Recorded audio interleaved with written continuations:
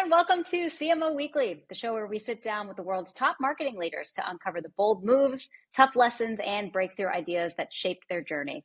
Every episode, we go beyond the headlines to explore what it really takes to build brands, lead teams, and stay ahead in a fast-changing industry.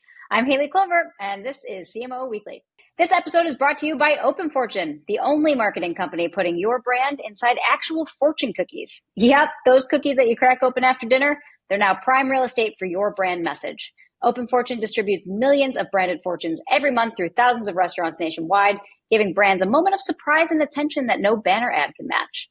If you want to reach people when they're smiling, engaged, and ready to share something fun, head to openfortune.com to learn more. Okay, I am super excited. Today's guest brings creativity and community to the core of marketing. Courtney Brown-Warren is the Chief Marketing Officer at Kickstarter, leading brand, content, social, experiences, partnerships, and so much more.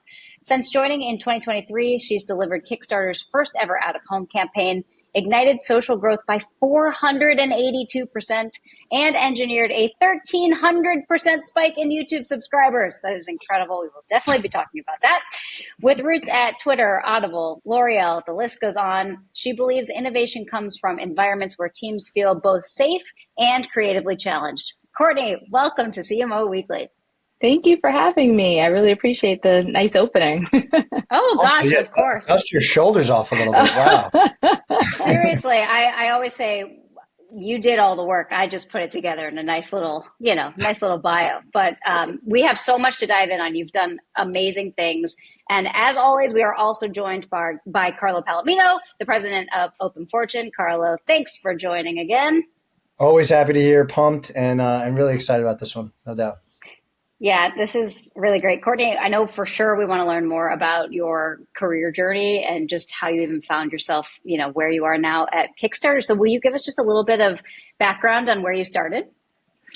Yeah, so I actually started as a designer. I was a graphic designer coming out of school, but oh, wow. very right brain, left brain. So was always into creative work and making and art making, and found myself in the fashion and beauty industries to start. And so coming out of school and doing that, I always had an eye for what was going on in marketing. I wanted to know more. I wanted to dig a little deeper. I wanted to understand the strategies. I wanted to understand the planning around the work that I was kind of activating on, but not really part of like a seat at the table to really like come up with some of like the actionable ideas.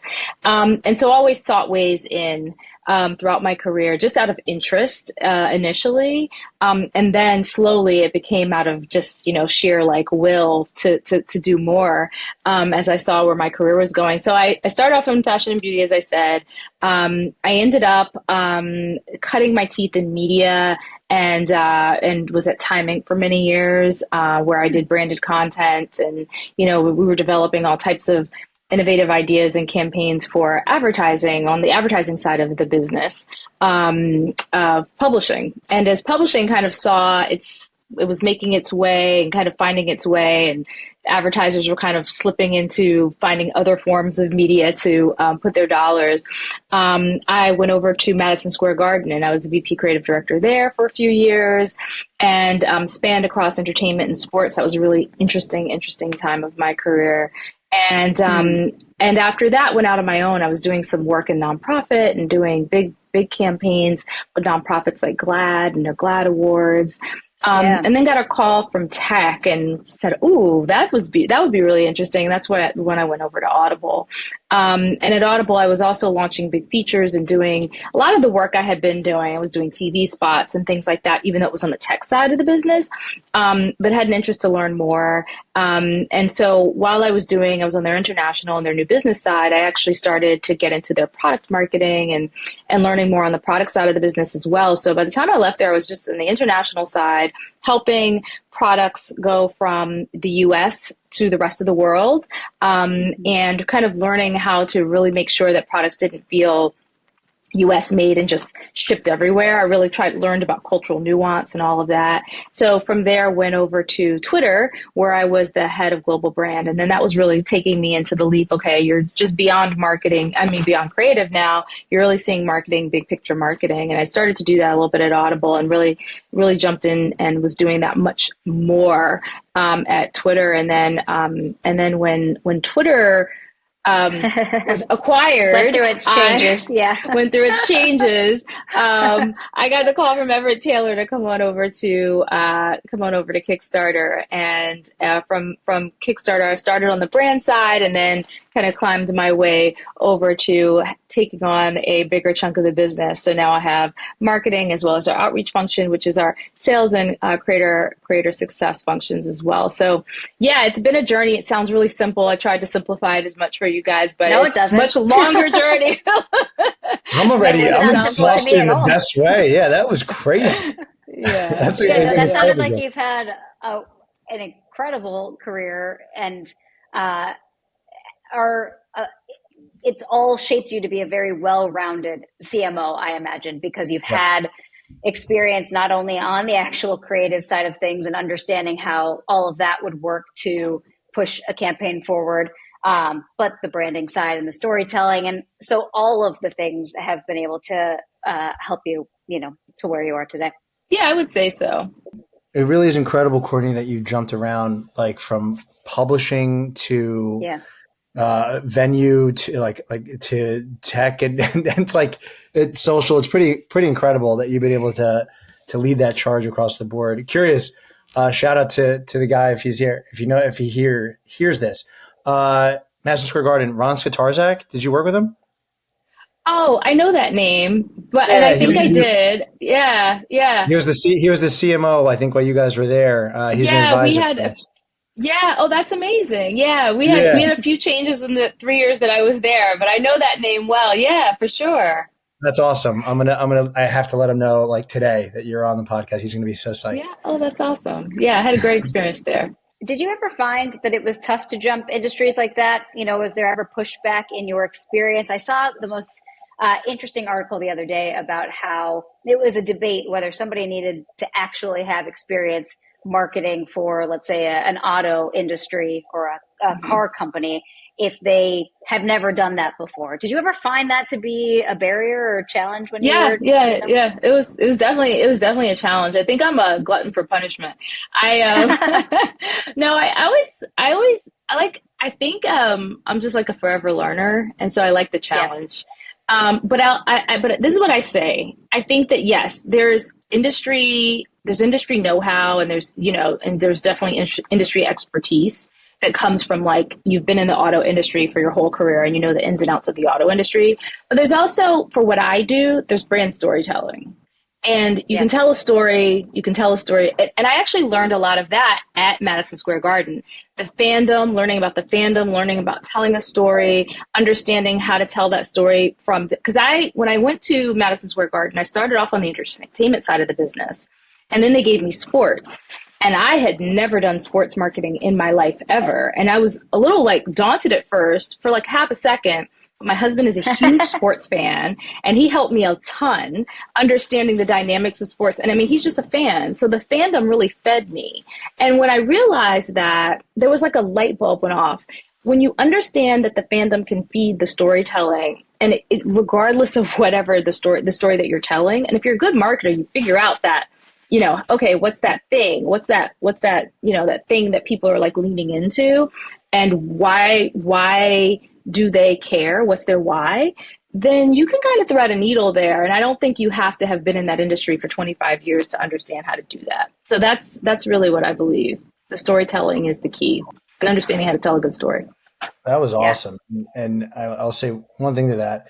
Brand equals feeling, right? And if you can evoke feeling and an emotion associated with who you are and your logo, you've won the game, right? So really what you're trying to do, whether it's at Madison Square Garden or Twitter or Kickstarter, right, is tie your brand with the feeling that's evoked. And you're trying to create fandom, right? You kind of 100%.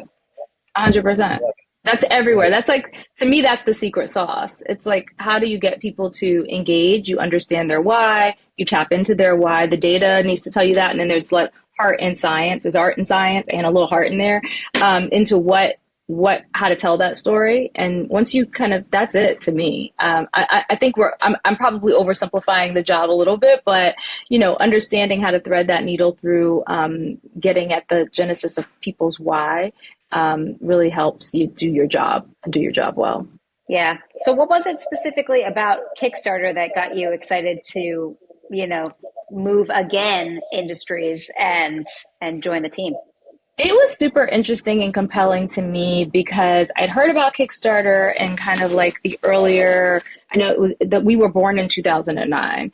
And I remember there was a point in time, probably like 2010, 2011, like hearing a lot about this thing called Kickstarter. I didn't really hear about it a lot. And then when Everett Taylor called me, he was new CEO at the time, and he's also a marketer, so he knew how to market to me, I think, to a certain degree. But he sold me on a compelling, project, if you will. Like, this is the challenge. How do you get people to care about crowdfunding again? How do you get them to care about Kickstarter? How do we reignite this brand? And so that was exciting. And how do I tell that story? And it's a B to B to C, story that you're telling. And I don't think people really understand that, but I like to say we're like a platform, like think Amazon, where people are coming onto the platform. We're the platform, but all types of people come onto the platform to sell their ideas, essentially. And the backers, the people that pledge their money to back them, are really the consumers. So the creators are the business. We call them creators. They're the B, and then the C are the backers.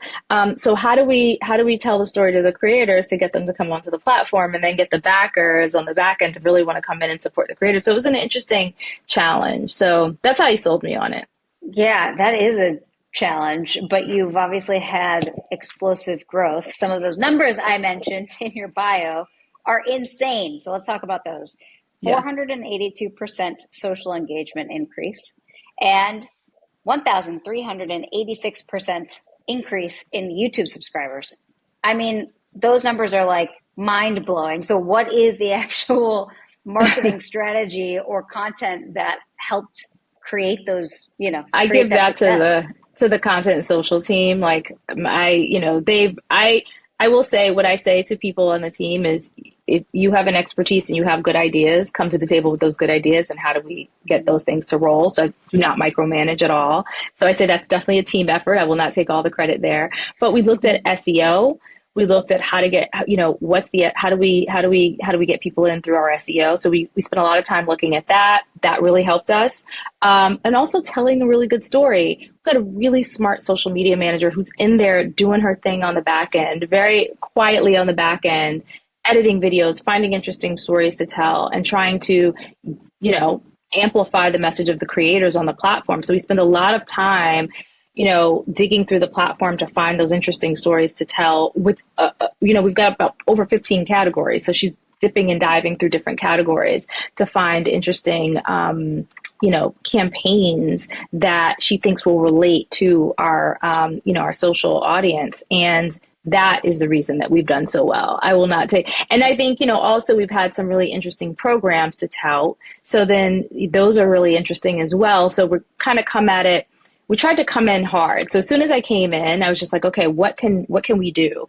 And our PR team got a really interesting email in the inbox to do something with food stars. I mean, it was simply that just something like that. And we were like, food category, not our biggest category, but really interesting opportunity to share our story, talk about Kickstarter on a bigger platform. So we went for it, and we scrambled to do this partnership. I think that helped. I think getting ourselves out there as quickly as possible with some pretty big alliances helped us to garner a lot of attention and then play that out on social media. And I think that helped us for sure. Yeah, and it's funny. I think if you're in like a specific maybe group, you've seen Kickstarter or know it for a while. So like I have donated to many a Kickstarter because I'm an actress in my, my side hobby, and was doing that in Los Angeles for a bit.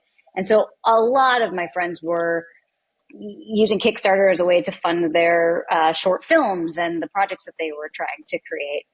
But like you said, there's a specific story that needs to be told now to continue to get people to understand that Kickstarter is here and can be used for all sorts of things. It doesn't have to be maybe that like idea that people have originally about how Kickstarter is used. Is that fair to say that that's kind of the focus right now is getting people to understand that they can use Kickstarter for all sorts of their ideas? Yeah, for sure. We started off as a creative crowdfunding platform. So a lot of film, art, music campaigns really did really well on our platform. But I'd say over time, we now have a multitude of different types of campaigns that do really well. So there's a lot in the design and technology space, which can be everything from a tech gadget to fashion. Our games team does really well. So a lot of tabletop cards games, tabletop playing games, role playing games do really well on the platform as well, which weren't necessarily at the genesis of Kickstarter, really, the categories that really did well for us. But through time, those categories have really done well for us. So what I've seen my role is to say, okay, how do we play where we already play really well and people know us? And then how do we also go back to our original categories and try to, gain a lot more awareness, to get some of the filmmakers to come back, to get more of the art and music folks to come back. While still spending time and paying attention to some of our core categories that do really well for us, like I mentioned, the design and tech and the games. But across the space, I mean, there's comics, there's publishing, there's all types of categories that people can find a home for and find folks to back their campaigns. Because, like I said, we're the largest player in the creative crowdfunding space for sure. Right.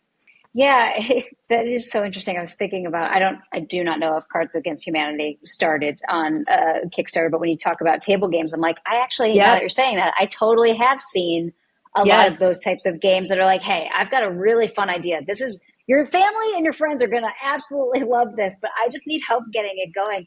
I mean, gosh, why not? There's something for everybody, I think, on this platform, right? Whether it's a new dating app that somebody has a twist on and it's a great idea, but they just need help getting started, or this person is a really good home cook, but they just don't seem to like be able to get their YouTube channel to the next level and they need help creating that pilot. Like, yeah, it's a really cool way to take any of those hobbies that you are hoping to make into an actual business and get support in that way.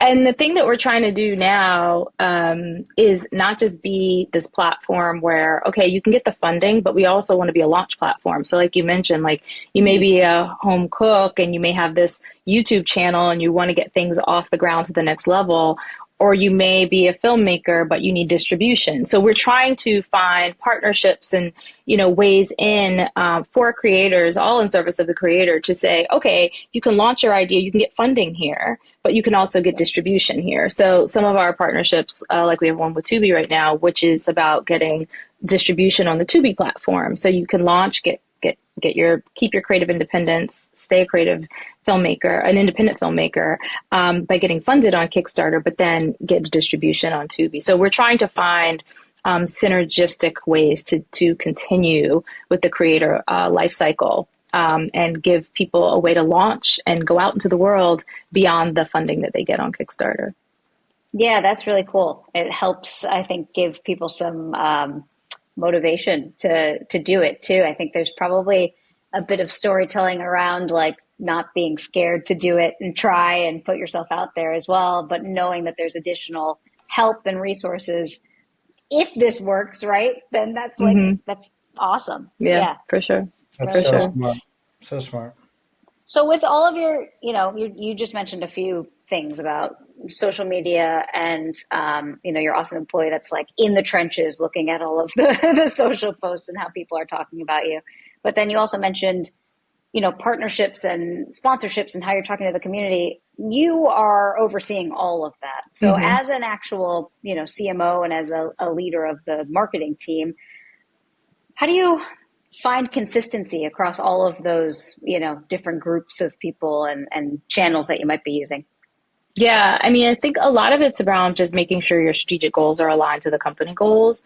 So, because we know we want to grow as a, as a crowdfunding and launch platform, we're like evaluating a lot of the opportunities that come our way or the things that we're trying to pitch. With those glasses on, if you will, to filter out Yeah. anything that doesn't feel right. And so it's really, is it brand led? Is it product led? Is it is it going to motivate creators, or does it support backers? I mean, we're thinking a lot in terms of those pillars. Will it excite creators? Will it inspire creators to join our platform, sign up for our platform? Or does this take the creator journey to the next level? We're kind of evaluating everything we're doing from those vantage points. And so that's where the marketing ideas are coming from. That's where the outreach to potential partners or any partnerships are coming from.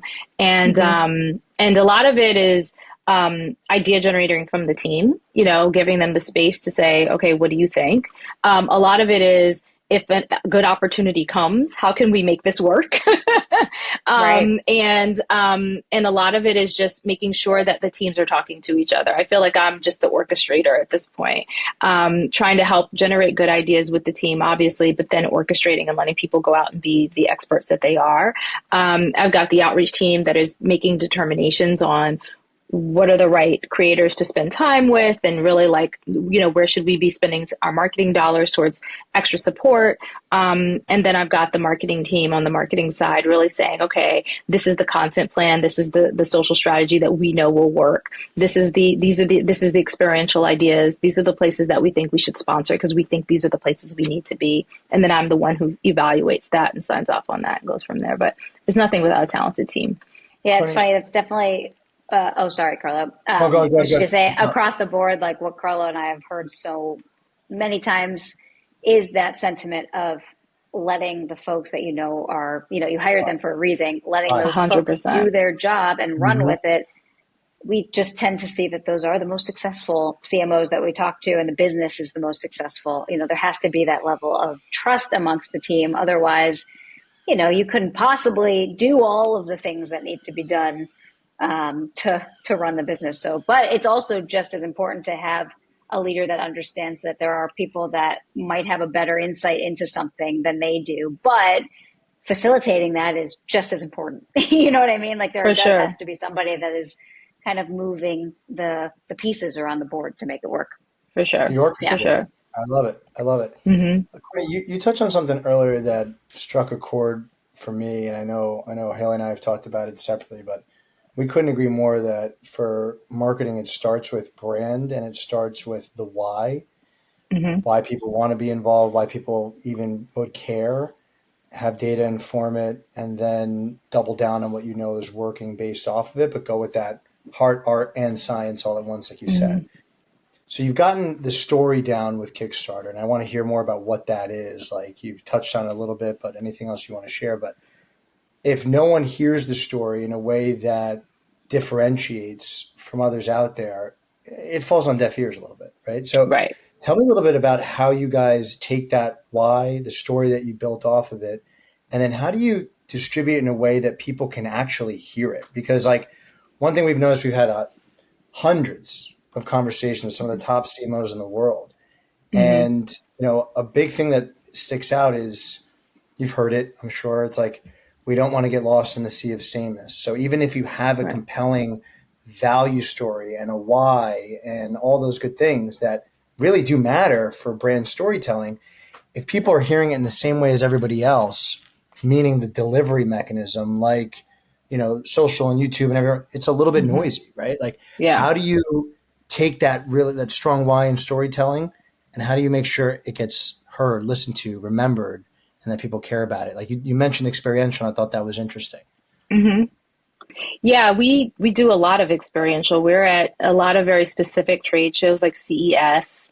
Just came back from Alibaba, has a co-create pitch conference. Oh, We Rod's my man. yeah. Great guy. Yeah, we were just there.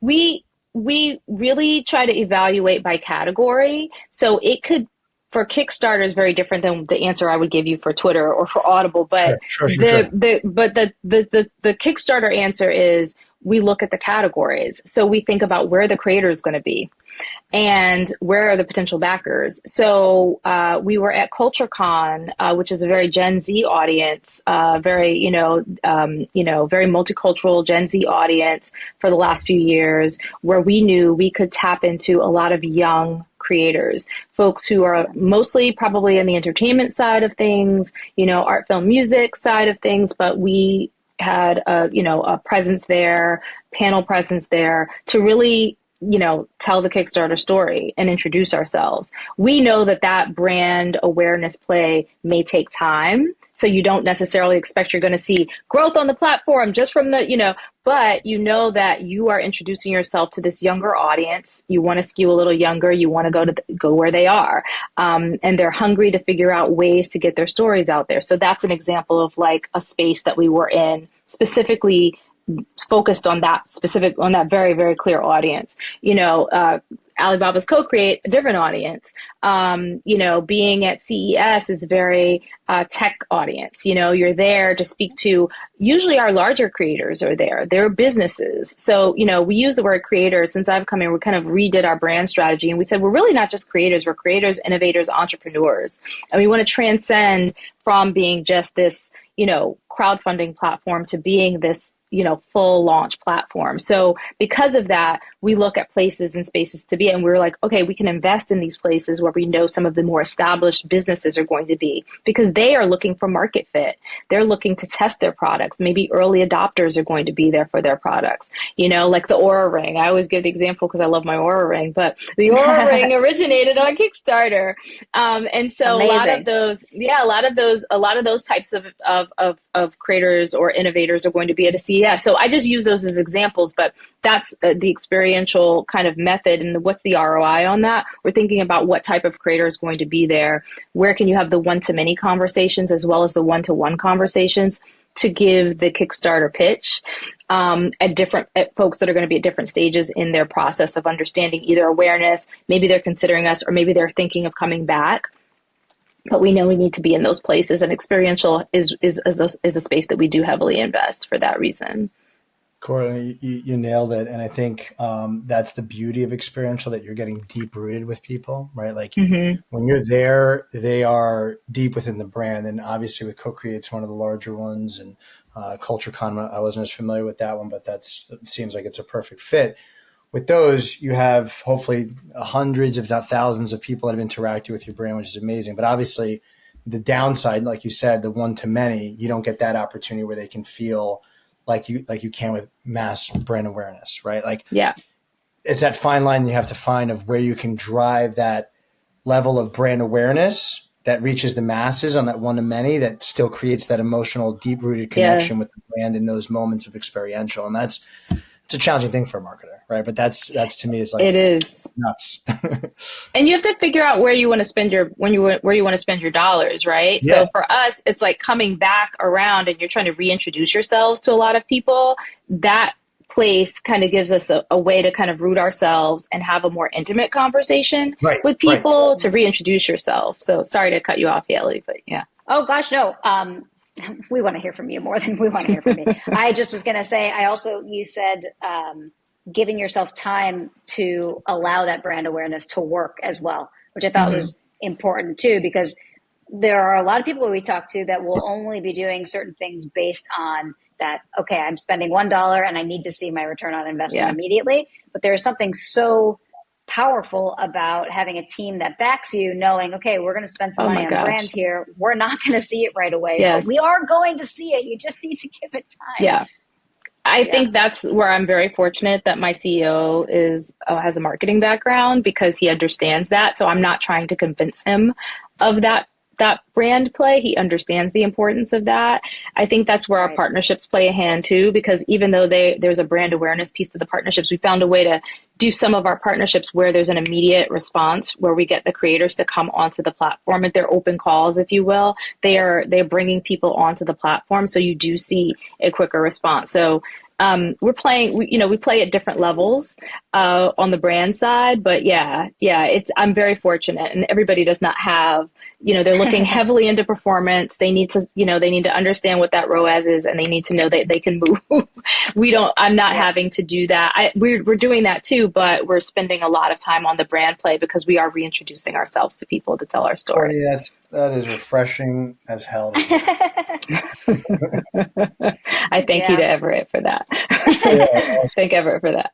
Yeah. Is that why you guys launched? I mean, I remember Haley was saying that your first out of home campaign. Is that right? So Courtney, the first out of home, it was our 15th year anniversary, and the idea was, how do we celebrate? What do we do? And that was my first year there. So it was just like, what do we come up, let's come up with these ideas. It was obviously, Everett and I were kind of like kicking around ideas, and it was like, let's do a block party, let's do a festival, let's do and it just out of that was born, okay, there's some things that we can do. So it was a very niche campaign that we did. It was focused around telling the story of who Kickstarter was. It was very focused in Brooklyn, focused in Manhattan, and the story of Kickstarter, telling the story of, did you know, ideas in action was all about, these kicks, the Pelotons of the world, the Oura Rings of the world, the campaigns that maybe you didn't know that are now household names that maybe you didn't know originated on Kickstarter. And then, introducing to new creators, hey, this could be you too, type of thing. I love that. I had no idea that Oura Ring started on Kickstarter, and it does immediately, even though I don't have a product that I've created right now, but it does immediately make me go, oh, if I ever came up with something like that could happen. yeah, for sure. Absolutely, it could. What is the new challenge now that kind of continues, or what is it that keeps you excited about, getting Kickstarter out to the masses every day? Oh, it's always just a challenge. New categories. How do you grow some of those other categories? I mentioned, as we call them, our cultural categories. I really want to spend time in those categories, people knowing that they can come back to Kickstarter, that Kickstarter is a viable option for them. So I think a lot about that, and what are the ways that we can make sure folks know and feel supported in those categories. I think that personally excites me because I am a creative person and a creative at my core. So that personally very much excites me. And I think it's just like, if you are a really creative person working for a company that is a creative, like we're literally at our offsite. I'd never seen so many creative engineers before in my life. Like, we're at our offsite and people are having to draw and do things, just like team building things. And usually, you go to those things and the people that are in engineering and the technical fields are like, oh, I don't know where to start. They're more creative. No, they're musicians, they're artists. Like it's really true. Like, that's who makes up the company. And so I love that about the company and the vibe that we have right now. It's great. That's really cool. That's awesome. Carlo, did you have that question still on top of your head? When you did the out of home and really any type of brand awareness campaign, I'm really curious. We've talked about it a lot with some CMOs. Like, you're right. You need the patience and know that it's going to come from it. What are you looking for from what you would consider like a brand awareness, relevancy, or equity play, right? Like, how do you say like, hey, that worked, or hey, we probably shouldn't do that again? Well, seeing an uptick in new users is for sure the way that we measure. What period of time do you look at? Over a period of time. Yeah. I mean, right now, that campaign was last year. We've seen an uptick, in the last 6 months. We've year over year, we've continue to grow our revenue, which is great. So you're obviously looking at all of those key indicators, making sure that revenues continue to grow, that users are signing up for the platform, and really trying to drive success on the platform. That's also been another key indicator of all the work that we're doing. We created a whole learning lab so that people could know how to be successful on Kickstarter. That's another marketing initiative. So yeah, I mean, over time, we like to give ourselves 3 to 6 months. We start to look at the early indicators, and then we can look at the long tail to see, okay, how's it doing? What do we need to make improvements? Where do we need to go back? Like, we had made our learning lab completely closed, and then we realized, like, okay, somebody on Reddit literally gave the cliff notes. So we're like, maybe we need to open some of this up and use it, put it on our YouTube channel. So we did that, so we respond. It's iterative is what I'm trying to say. We're constantly iterating to see how can we improve performance on the things that we're trying to do, and also just make sure that people can access and use the tools that we're trying to give them. Love that. And then what were those first early indicators? Signups, because we don't have guest checkout right now. We're getting it. So you have to sign up for an actual, sign up to be a user on our platform. So we look at signups for sure. Got it. So it's not like just traffic necessarily from search or direct. We did that too. Oh, okay. And so we did do search and try, and that did really, really well. Branded search did amazingly well for us. So we did that too, but just for the overall looking at how many people came in from the out of home campaign. I thought you were asking about the out of home campaign. Yeah. Got it. But that we did everything there. We did a partnership with Liberty. We had an out of home campaign. We did digital, we had search working for, we did everything. So, but yeah, out of home campaign, we did all the things. Are you guys still putting the pedal to the metal on brand? You mentioned it earlier, being okay. Cool. Yeah, we'll never stop. I think that there's always got to be a healthy mix of brand with the performance piece. I don't think you can stop telling your brand story at all. You got to stay consistent and keep telling that story for sure. Do you have any advice for young marketers that are getting started? They hear all of this and want to be able to think about marketing in the ways that you are and eventually maybe get to the CMO level. If you were restarting again, what would that initial advice be? They have so much access that I didn't have, with social media and things that they can do now. And I do think with AI, they've kind of got a bit of an uphill battle if you're an early marketer coming out of school. So you've got to be really creative and thoughtful. I would say this to whether you're a marketer or not, network like crazy. Get to know as many people in the space that you want to be in. Informational interview, not with your hand out, but just to knowledge build, and just to, informational conversations, coffee chats.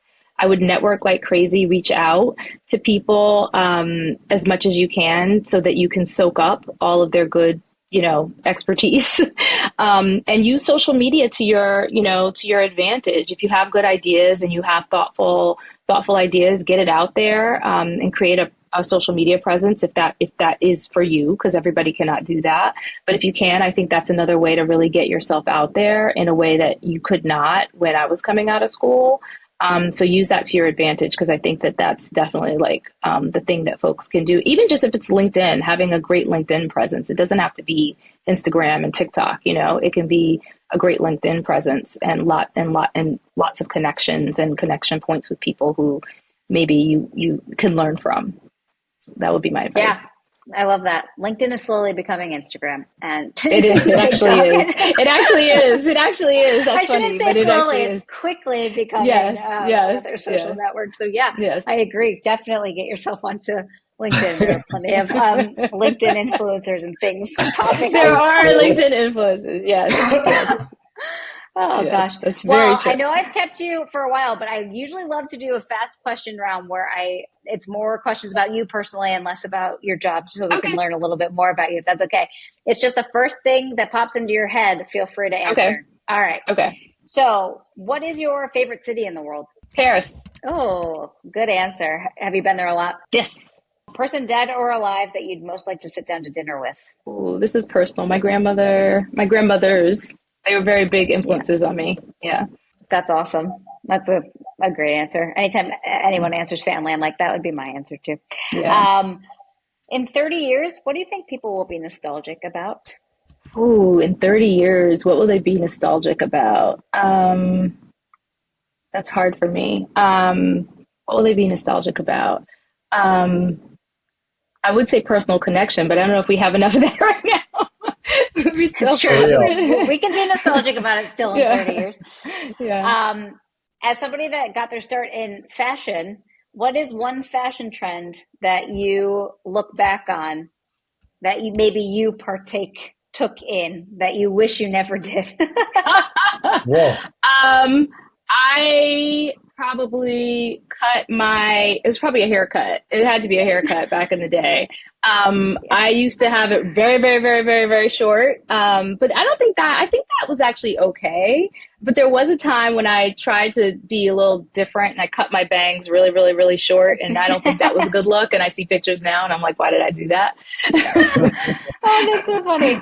For me, I know everyone always has like a good answer because for me, it's those bubble necklaces in Oh, the 2010s. Like when I was in college, I look back at all those pictures and I had a statement necklace with every single piece of clothing. And I'm always like, oh God, why I did you actually do had that? Was some cute. statement necklaces too, What is a now that you bubble? say What is a that. bubble necklace? This was a whole trend, Carlo. Bubble necklaces they were literally like balls, a ton of them, and they could be layered or have different tiers. And it was a big statement necklace, but Oh, they were all like, Stella and Dot and things like that, right? I think I know what you're talking yeah, yeah. about. So I'm surprised you know that. I actually do know what you're talking about. Okay. It's so But funny, yes, you they know were that. so in, and everybody wore them, but they were very ugly. um, okay, if your team had to describe your energy or your vibe by a cocktail, what drink would you be? Oh gosh, that's a tough one. I'd like to say I'm a good martini or something like that. Smooth. Yes. Something classic, but strong, Yeah, smooth. yeah, Yeah, all of yeah. those things. I love that. Do you have any totally random skills or hobbies that have nothing to do with your current job? I have a great green thumb. I am a plant mom. Ooh, I love plants, and I have an amazing green thumb. I will pat myself on the back and say that. Yeah, I love wow. that. Okay. yeah. Do you have a garden or a space for like I stuff that have you're growing really right now at your house? high ceilings, so they're all indoor plants mainly. And Love I that. have like, I mean, a very, very, very, very tall palm. What are they called? They're palms, you know, Yeah. but they're huge, Fronds? Is that you what they're know. called? Yeah, that's Palms, amazing. PALMS, yeah. Yeah, yeah, yeah. Palms of That's paradise. great. I bought an easy plant 6 months ago, and I have somehow managed to almost kill that thing. I Oh don't know no. how. And I'm But it was trying my, supposed to be I'm easy. literally following the watering schedule to a T. I don't know. It It's just may anything be that comes. where you have it in your house. It might be the lighting. Are you I, cleaning? I, You I have to don't know. dust the It says it needs a leaves. little You have bit, to, a little bit of sun, but not too much sun. It's yeah. temperamental. I don't know. It has a lot of feelings. I'm really not doing a good Yeah. Have you job. tried? Yeah. That's Have you tough. tried reading in a book? Yeah. No, Playing it and some good music. night. Yeah. Exactly. Yeah. Mm. Okay. Do you have any current guilty pleasures, whether it's reality TV, a certain reality TV show, or are you like into sour candy? Like, what is a guilty pleasure of Oh, yours? I chocolate, but that's forever, all the time. And I Yes. watch a lot of YouTube. I'm like a No. YouTube Okay. junkie. Yeah. I mean, it could be Like about anything on anything. YouTube? Yeah. Anything. Like I found myself watching YouTube videos about random retirement funds the other day. I don't even know why. It was like the guy just caught me with the with his subject. I don't know. It was just like about the 5 things you need to know or whatever. The funds you need to know or something like that. And I was just like, It's I'm so not funny near because retirement. I don't know why. it's funny as a marketer too, because you're like, I know I'm going to get served so many ads now Oh, after watching this now it's like I think video. It's done that. everything's gonna be that's gonna be my YouTube. Yeah, Yeah. I Oh, know. that's so funny. Okay, last question. If you were talking to, anyone that loves watching storytelling, marketing, or even those that are getting started in the industry, if there were 1 to 3 brands that you absolutely love what they're doing right now, from their storytelling perspective, who would they be? Ooh, that's really a good question. I love let's see, great storytelling brands. I get served so much. I'm just trying to think. You said 3. There's so many. Or even if you Um, can think of one good one, doesn't matter. oh, brand that's doing really great storytelling right now. Kickstarter. Um, Kickstarter, yes, of course, Kickstarter. But She I knew it feel meant horrible outside to of say. Kickstarter. I swear to God, I thought that you just choked like that or coughed like that without saying anything underneath. And I thought, man, usually he's really good about muting himself. Yeah, it's so That's hard. funny. There's so many No, good outside ones. of Kickstarter, yeah. Yeah, I think that the brands that are probably telling good stories right now, I'm just trying to think about what I'm getting served that I personally respond to, and that's not just like out there. I feel like Yeah. It's so hard because there's so many that I think are really interesting and creative. I really love, and this is not like a well-known, I love I Swoon is this woman, Athena Calderon, who has her own brand. She has a lifestyle brand, and she also has products, and she makes products with Crate and Barrel. But what I love is that it feels like her storytelling just feels so natural, number one, to who she is. I mean, she cooks, it's about furniture and interiors and all the things that I love, fashion, but it's effortless, if you know what I mean. Yeah. And it feels like so authentic that it doesn't feel like she's trying to sell you anything, which ultimately they are. But the storytelling, the way it's woven into the way that she tells it, and I get the newsletters and I get all the things, and I just want everything. And then I'm checking out the stuff that she's selling and creating. And I'm a marketer. I know I'm being sold to, but I love the aesthetic and I love the way that the story is told. And she even brings her family into it, but so much. So it's really nice. I don't know. It just feels really authentic. Oh, that's good. No, that's a good answer. I love having the maybe more niche, folks that we haven't heard about on the show before. Yeah, I just felt like I could give you like I feel like I could give you the ones that people would hear about. But yeah, how can I tell you something? No, I love that. I'm definitely going to check her out. There's a lot to learn from people like that can, build their brands in that genuine way, for sure. Haley, I'm going to ask if we can ask the bet question. Uh-oh. Oh, okay, sure. We can use this as our final question because we've definitely taken up your time, Courtney. Okay. Carlo and I sometimes have a side bet on a random question that we will throw into our podcast. So here it is. Is it okay to sleep with socks on? Oh, well, as long as you have not been wearing them and walking around in them, because I'm a germaphobe. That's a really good answer. Fair. Yes. Clean socks, okay. Clean socks, okay. Because you might be cold. I guess you win that one, Haley. I don't know. That's a win for me. Yes. I sleep with socks on. I think it's fine. Apparently, we found out one time that there was a whole group of people that thought it was like psychotic to sleep with socks on. And since then, we've had this side bet going sometimes because I was like, yeah, sleeping with socks on is totally fine. I don't sleep with socks on, but if I'm really cold, like I have been in hotel rooms and I couldn't adjust the temperature and have literally put all my clothes with socks on, but I just would not walk around in those socks and then get sleep in the bed with it. That's totally fair because then it's dirty. I like that caveat. Well, Courtney, thank you so much for joining us. There were so many great insights and tidbits that you threw in there that I know everyone listening to is going to be really, excited to hear and learn from, especially those that are just getting started in the industry. So thank you for your time and for joining us on the podcast. Thank you for having me. It's been fun. Thank you. Of course. And if everyone wants to follow along with you, can they find you on LinkedIn? Is that the best place? They can. That's the best place to find me. Okay. And then Kickstarter on all of the socials. All the socials. We're on all the socials. Yes. Yeah. If you guys have a new idea or something that you've been thinking about and creating for a long time and you just needed, this as your sign to get going, it's time to sign up for Kickstarter and make it work. Yeah, that's amazing. Well, Courtney, thank you again, and we will talk to you soon. Thank you.